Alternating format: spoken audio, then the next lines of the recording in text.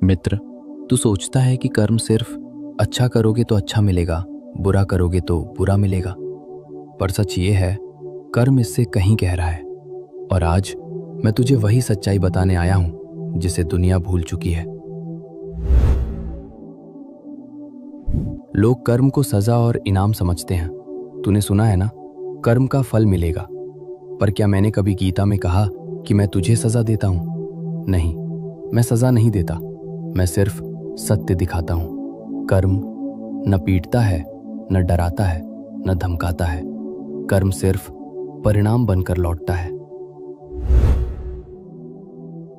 कर्म एक ऊर्जा है मित्र। तू जैसे भाव से काम करेगा, वैसा परिणाम तेरे जीवन में घूमकर वापस आएगा। अगर तू क्रोध से बोलेगा, क्रोध ही लौटेगा। अगर तू लोभ से कर्म करेगा, कमी ही महसूस होगी। अगर तू डर से निर्णय लेगा, भविष्य भी डर पैदा करेगा। और अगर तू प्रेम से कर्म करेगा, जीवन भी प्रेम लौटाएगा। कर्म का फल बाहर से नहीं मिलता, कर्म का फल तेरे भीतर से जन्म लेता है। तू अक्सर पूछता है, भगवान, मैंने किसी को दुख नहीं दिया, फिर मेरे साथ क्यों हुआ? क्योंकि कर्म सिर्फ वर्तमान जन्म के नहीं होते। कर्म स्मृति की तरह है, जो तू भूल जाए वो भी तुझ में छपा रहता है। जब तू ये समझ लेगा कि जीवन एक किताब है और जन्म उसके अध्याय, तब तू कभी ये प्रश्न नहीं पूछेगा कि मेरे साथ ही क्यों। कर्म 3 प्रकार के होते हैं मित्र। एक संचित कर्म, स्टोर्ड कर्मा, जो तूने कई जन्मों में किया, अच्छा बुरा सब एक ऊर्जा रूप में जमा है। 2 प्रारब्ध कर्म, प्रेजेंट कर्मास अनफोल्डिंग, जो इस जन्म में तू झेल रहा है, वो पहले किए गए कर्मों का परिणाम है। 3 क्रियमान कर्म, करंट एक्शन, अभी तू जो सोच रहा है, बोल रहा है, कर रहा है, वही तेरे आने वाले जीवन को बदल देगा।